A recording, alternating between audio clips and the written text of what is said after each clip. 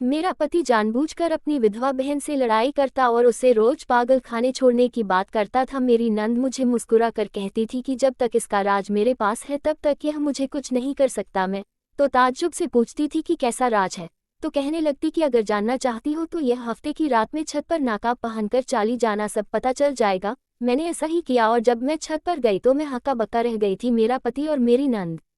आज फिर मेरे पति की और मेरी नंद की लड़ाई बहुत जोर जोर से हो रही थी। मुझे तो समझ में नहीं आ रहा था कि आखिर इनका झगड़ा किस बात पर होता है। मुझे कभी भी उनके झगड़े की वजह समझ में नहीं आई थी। एक हफ्ते में 2 बार उनकी लड़ाई लाजमी होती थी और हर बार मेरा पति कमरे में आकर गुस्से से यही कहता था कि यह औरत तो पागल हो गई है, इसको तो मैं बहुत जल्दी पागल खाने छोड़कर आऊँगा। मुझे हैरानी इस बात की होती थी कि यह दोनों बहन भाई आखिर क्या करना चाहते हैं। वह अपनी बहन को पागल और यूं नफरत से भरी नजरों से देखता, जबकि उसकी बहन के सिवा उसका दुनिया में कोई और नहीं था। मेरी नंद विधवा हो चुकी थी और ज्यादातर वह हमारे साथ ही रहती थी, लेकिन शायद मेरे पति को यह पसंद नहीं था कि वह यहाँ पर हमारे साथ रहे, इसीलिए आए दिन उन दोनों की लड़ाई होती रहती थी। मैंने कई बार अपने पति से पूछने की कोशिश की तो वह हमेशा यही कहता था कि छोड़ो, वह तो पागल हो चुकी है, बस किसी दिन मेरा दिल किया तो मैं उसे पागल खाने छोड़कर आ जाऊंगा। और जब कभी मैं अपनी नंद सीमा से पूछती कि आप मुझे बता दो, पहले तो आप बहन भाई में इतना ज्यादा प्यार था, अचानक क्या बात हो गई कि आप दोनों एक दूसरे की शक्ल भी नहीं देखना चाहते हो और वो तो आपको पागल खाने छोड़ने की बात करते हैं। तो मेरी नंद मुस्कुरा देती थी और कहती थी कि तुम फिक्र मत करो, वह मुझे तब तक इस घर से बाहर नहीं निकाल सकता जब तक उसका राज मेरे पास है, वो मेरा बाल भी बांका नहीं कर सकता। मुझे इस घर में शादी करके आए हुए 6 महीने हो चुके थे। यह शादी मुकम्मल तौर पर मेरे माँ बाप की मर्जी से हुई थी। मैं शादी से पहले अपने पति और नंद को नहीं जानती थी। मेरी शादी तक तो वह शादीशुदा थी और अपने घर में खुश होकर रह रही थी। मेरे माँ बाप ने भी यह सोचकर शादी कर दी थी कि घर पर लड़का अकेला है और हमारी बेटी खुश रहेगी। मेरी मंगनी और फिर बहुत ही जल्द शादी कर दी गई थी। शादी को सिर्फ 2 महीने ही बीते थे कि मेरे नंद के सर पर तो कयामत ही टूट पड़ी थी। उसके पति का इंतकाल हो गया था और वह हमेशा के लिए विधवा होकर हमारे घर पर आ गई थी। शुरू में तो ठीक रहा था, लेकिन फिर आहिस्ता आहिस्ता मैंने नोट करना शुरू किया कि दोनों बहन भाइयों के बीच में नफरत बढ़ती जा रही है और उनमें छोटी छोटी लड़ाइयाँ होनी शुरू हो गई है। पहले पहले तो मुझे यूँ लगा कि शायद मेरा पति हमारी प्राइवेसी को लेकर डिस्टर्ब है और इसी वजह से अपनी बहन का आना अच्छा नहीं लगा, लेकिन मैंने उसे यकीन दिलवाया कि मुझे तुम्हारी बहन के आने से कोई मसला नहीं है, वैसे भी वह जवान है, हो सकता है कि कुछ टाइम बाद हम उसकी दूसरी शादी कर देते। अगर वह हमेशा के लिए भी यहाँ पर रहती तो भी मुझे कोई प्रॉब्लम नहीं थी और यह बात मैंने साफ तौर पर अपने पति को बता दी थी। हालांकि मेरी माँ ने तो मुझे बहुत कुछ कहा था कि अगर तुम्हारे पति और तुम्हारी नंद बीच में कोई झगड़ा हो रहा हो तो तुम उन झगड़ों को बढ़ावा दो और इन बहन भाइयों के बीच में नफरत पैदा कर दो और उनके ताल्लुक कभी सही न होने दो, ताकि वह बहुत जल्द तुम्हारी नंद को इस घर से रुखसत कर दे। लेकिन मैं ऐसा नहीं चाहती थी, इसलिए मैंने वही किया जो मुझे अच्छा लगा। मैं अपनी नंद के साथ बहुत अच्छी ताल्लुक रखती थी, जो मैं हरगिज भी उसे खराब नहीं करना चाहती थी। लेकिन दूसरी तरफ मुझे अपने पति का रवैया बिल्कुल भी समझ में नहीं आता था। उसकी बहन की फिक्र उसे होनी चाहिए थी, लेकिन वह तो ऐसे भूल गया था कि उसकी कोई बहन भी है। जानबूझकर उससे लड़ाई के बहाने तलाश करता और फिर कमरे में आकर मुझे यही कहता कि अब तो मैं उसे पागल खाने में छोड़कर आ जाऊंगा। लेकिन मेरी नंद के कहने के मुताबिक जब तक उसके पास मेरे पति का राज है तब तक वह कुछ भी नहीं कर सकता था। शायद इसी राज के खातिर ही वह अब तक चुप बैठा था। मैंने अपनी नंद से पूछूं तो वह कहने लगी कि सही और मुनासिब मौका आने दो तो मैं खुद तुम्हें सब कुछ सच बता दूंगी।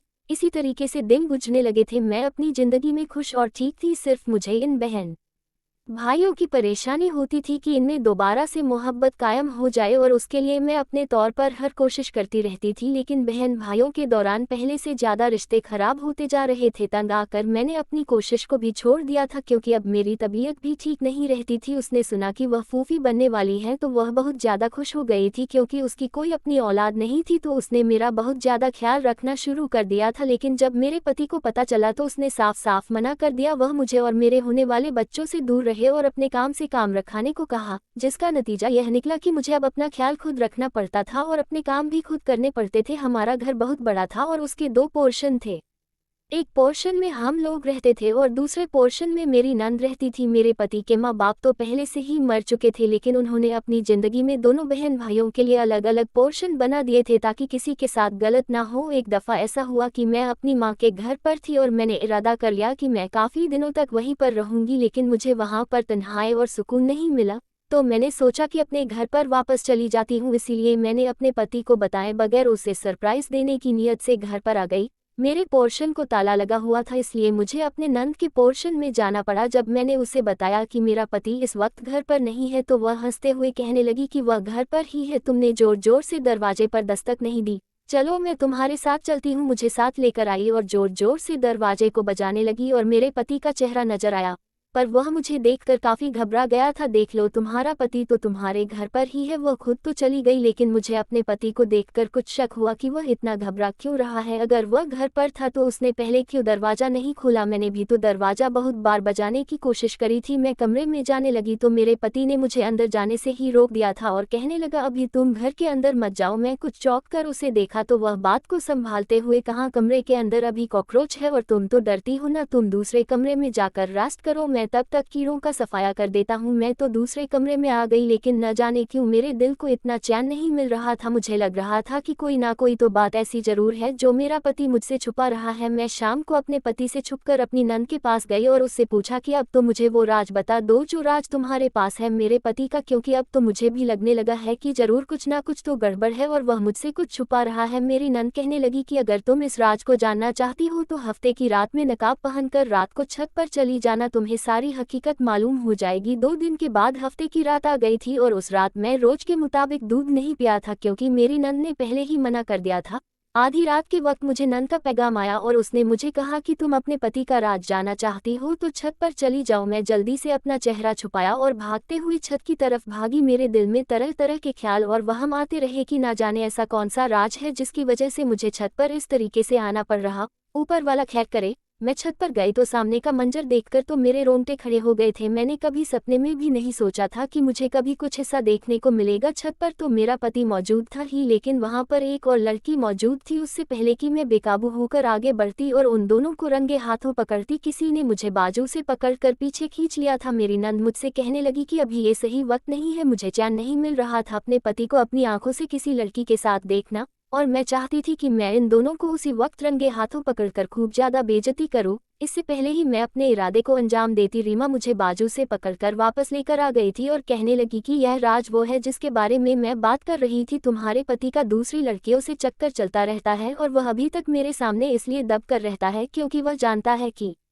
मैं उसके बारे में सब कुछ मालूम कर चुकी हूँ। अगर उसे पता चल गया कि तुम भी उसके बारे में जान चुकी हो तो फिर उसे कोई डर नहीं रहेगा। जब तुम्हारी औलाद पैदा हो जाएगी तो तुम्हारे पति का रवैया तुमसे बदल जाएगा। मैंने उस लड़की का चेहरा देख लिया था और सोच लिया था कि मैं उसके बारे में मालूम करके उसको सबक सिखा कर ही रहूंगी। उसकी हिम्मत कैसे हुई कि वह मेरे शादीशुदा पति पर डोरे डाले। मैं अपने कमरे में आकर लेट गई। आधे घंटे के बाद मेरे पति भी आ गया और जब मैंने उससे पूछा कि तुम कहाँ पर थे तो वह घबरा गया और घबराते हुए कहने लगा कि मेरा दिल घबरा रहा था तो मैं ताजी हवा खाने के लिए छत पर चला गया था। उसने मुझे सच नहीं बताया, इसका मतलब यह था कि वाकई में उसका लड़कियों के साथ चक्कर था। बहरहाल मैंने अपने पति को बातों ही बातों में जता दिया था कि अगर उसका किसी लड़की के साथ चक्कर हुआ तो मैं उसे माफ नहीं करूंगी। उसका यह फायदा निकला कि अगले हफ्ते की रात वह छत पर नहीं गए और कमरे में ही रुक रहे। अब तो उसकी अपनी बहन के साथ लड़ाई भी बहुत कम हो चुकी थी, बल्कि ना होने के बराबर हो चुकी थी। उन दोनों ने काफी टाइम से एक दूसरे से बोलना ही छोड़ दिया था। फिर एक दिन एक मंजर मुझे देखने को मिला। उन दोनों भाई बहनों के बीच में ना जाने कब और कैसे सुलह हो गई थी। यह बहुत ज्यादा चौंकाने वाली बात थी। पहले तो एक दूसरे की शक्ल ही नहीं देखना चाहते थे और मुझे कुछ पता ही नहीं था कि उनकी लड़ाई क्यों हुई और किस वजह से हुई और सुलह किस शर्त पर हुई। यह उन दोनों बहन भाइयों के आपस की बात थी और जब मैं कॉल करके अपनी माँ को इस बारे में बताया तो अम्मा मुझे कहने लगी कि मुझे उन पर नज़र रखनी चाहिए और तुम्हें पता करना चाहिए कि पहले इन दोनों के बीच में क्या चल रहा था और अब क्या चल रहा है। यह ना हो कि तुम्हारी बेवकूफ़ी में तुम्हारा ही कोई नुकसान हो जाए। माँ की बात में दम था, इसलिए मैंने उन दोनों पर नज़र रखना शुरू कर दी थी।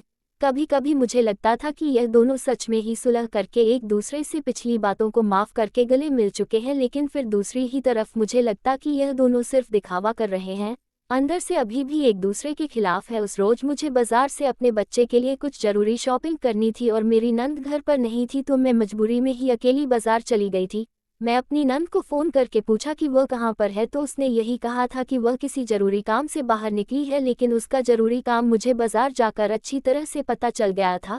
जब मैं उसे और अपने पति को उस लड़की के साथ देखी जो मुझे अपने पति के साथ छत पर नजर आई थी, वह तीनों एक मॉल में इकट्ठे बैठकर खाना खा रहे थे।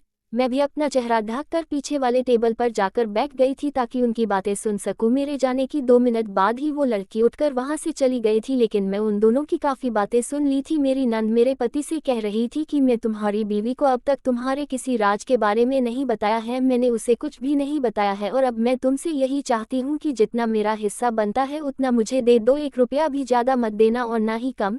तुम सारा हिस्सा अकेले नहीं ले सकते हो। मेरा पति कहने लगा कि ठीक है, मैं समझ गया हूँ, मैं तुम्हारे हिस्से की पूरी रकम ही तुम्हें दे दूंगा। मैं तो शुक्र करता हूँ कि तुम मेरी सगी बहन नहीं हो, वरना तुम जैसी लालची लड़की से तो अच्छा है किसी की बहन ना हो। उन दोनों की बातें तो पहले मुझे समझ में नहीं आई थी कि वह एक दूसरे से किस हिस्से के बारे में बात कर रहे हैं, लेकिन यह सुनकर कि वह एक दूसरे की सगे भाई बहन नहीं है तो मेरे कदमों तले से जमीन ही निकल गई थी। यह वह क्या कह रहा है और क्या इन दोनों ने मिलकर मुझे इस धोखे में रखा हुआ था? लेकिन मुझे धोखा देने का क्या मकसद हो सकता था? यह मुझसे ऐसा क्या हासिल करना चाहते थे? मेरे पास तो कोई बैंक बैलेंस या प्रॉपर्टी ही नहीं थी जिसको बेचकर आपस में आधी आधी कर लेते। मैं तो एक गरीब घर से आई थी और ना ही मैं अपने साथ लाखों करोड़ों का दहेज लेकर आई थी, तो फिर यह किस लड़की को बेवकूफ़ बनाने की बातें कर रहे हैं? कहीं उस लड़की को तो नहीं जो अभी यहाँ से उठकर गई थी? आखिर वह भी तो थोड़ी देर पहले इनके पास बैठी प्लान का डिस्कस कर रही थी। और यह लड़की कौन है और इन लोगों के साथ क्या कर रही थी और उनका इनके साथ क्या रिश्ता था? यह सब सवाल मुझे चैन नहीं लेने दे रहे थे और जब तक मुझे पता नहीं चलता तब तक मुझे सुकून नहीं मिलता। मैं उनके उठने से पहले ही चुपचाप वहां से अपने घर पर आ गई थी। थोड़ी देर के बाद वो दोनों भी घर वापस आ गए थे। पहले तो मेरा दिल किया कि मैं उन दोनों को साफ साफ पूछूं, लेकिन फिर मुझे ठीक नहीं लगा था, इसीलिए मैं चुप रही। मेरी नंद एक होशियार औरत थी, इसीलिए उसने मेरे चेहरे के बिगड़ते आसार को नोट कर लिया। मुझसे पूछने लगी कि सब कुछ खैरियत तो है ना? मैंने बहाना बनाते हुए कह दिया कि मेरी तबीयत वैसे ही खराब हो रही है। मुझे ऐसा लगने लगा था कि मेरे नंद यही चाहती थी कि मैं घर से निकल जाऊं और अपने भाई की शादी उस लड़की से करवा देगी। अगर ऐसा ना होता तो वह उससे हंसकर बातें क्यों कर रही थी? पहले तो उसने अपने भाई से ताल्लुक खराब कर रखे थे और इसीलिए मुझे उसके चक्कर के बारे में भी बता दिया था, और जब इन दोनों की सुलह हो गई तो वह अपने ही भाई का साथ देने लगी थी। मुझे कुछ भी करके अपना घर बचाना था, इसीलिए मुझे सबसे पहले तो उस लड़की को तलाश करना था ताकि मैं उसको अपने पति से दूर रख सकूं। कुछ दिनों के बाद फिर से दोनों बहन भाइयों को बाहर जाते हुए देखा। मुझे शक हो गया, जरूर उसी लड़की से मिलने जा रहे होंगे। मैं मुनासिब सा फासला रखकर उनके पीछे पीछे जाने लगी थी कि आज मैं उन दोनों का पता लगा कर ही रहूंगी आखिर उनके बीच में चल क्या रहा है। पिछली बार तो मुझे ऐसा लगा था कि वह लड़की भी बहुत ज्यादा होशियार होगी, लेकिन जैसे ही मैंने उस लड़की को दोनों को साथ देखा तो मुझे हैरत का झटका लगा कि वह लड़की तो रो रही थी और उन लोगों के सामने हाथ जोड़कर कुछ कह रही थी। मुझे इतनी दूर से बातों की आवाज तो नहीं आई, लेकिन यह मेरे लिए काफी हैरानी वाली बात थी कि आज वह लड़की इन लोगों के आगे गिड़गिड़ा रही थी और हाथ जोड़ रही थी। आखिर बात क्या थी? मैंने देखा कि मेरी नंद उसे तसल्ली दे रही थी और मेरा पति का मुंह भी ज्यादा बिगड़ा हुआ था, लेकिन वह लड़की वहां से जाने को तैयार ही नहीं थी। अब मुझे लग रहा था कि शायद उसका मेरे पति से कोई ताल्लुक हो, या फिर ऐसा हो सकता है कि क्या पता मेरे पति ने उस लड़की को भी धोखा दे रखा हो, पहले उसके साथ नाजायज संबंध बनाया और अब उसे छोड़ने की बात कर रहा हो। अब मैं और ज्यादा सोचकर अपनी तबीयत खराब नहीं करना चाहती थी। मेरे तो सब्र का बांध भर चुका था, इसलिए मैंने सोचा कि मुझे उन दोनों के पास जाकर सीधा पूछ लेना चाहिए कि आखिर मामला क्या है। मैं जल्दी से आगे बढ़ गई और उनके सर पर पहुंच गई। मुझे वहां पर देखकर मेरे पति और नंद के रंग उतर गए थे। वो दोनों घबरा गए और पूछने लगे कि यहाँ पर मैं क्या कर रही हूँ। मैं उस लड़की को गौर से देखते हुए कहा कि अच्छा, तुम मेरे पति के साथ चक्कर चला रही हो? वह लड़की सुनकर घबरा गई और ना में सर हिलाकर कहने लगी कि नहीं, ऐसी कोई बात नहीं है, मैंने तो यहाँ अपने किसी काम से आई थी और आप अपने पति को समझो कि वह मेरा काम कर दे। मैंने अपने पति की तरफ देखकर पूछा कि यह क्या कह रही है, कैसा काम है और यह रो क्यों रही है? मेरी नंद मुझसे कहने लगी कि तुम छोड़ो सारी बातें, तुम मेरे साथ चलो, हम घर चलते हैं, इस लड़की का मामला हम बाद में देख लेंगे। दोनों मुझसे कुछ छुपा रहे थे, इसलिए मैंने जाने से साफ इनकार कर दिया। मैंने उस लड़की से कहा कि तुम मुझे सारी बात बताओ, आखिर तुम कौन हो और तुम्हारा मेरे पति के साथ क्या संबंध है?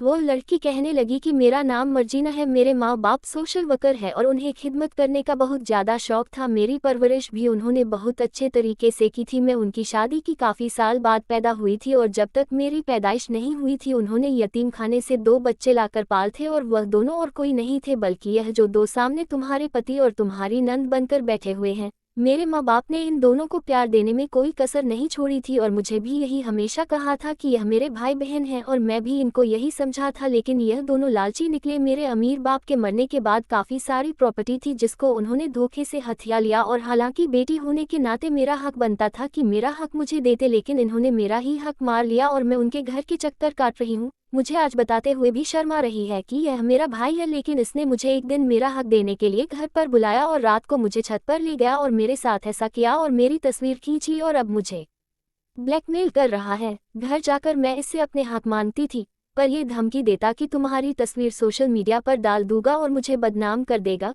कहने को तो ये मेरा भाई है, लेकिन इसने मेरे साथ इतना बुरा किया है।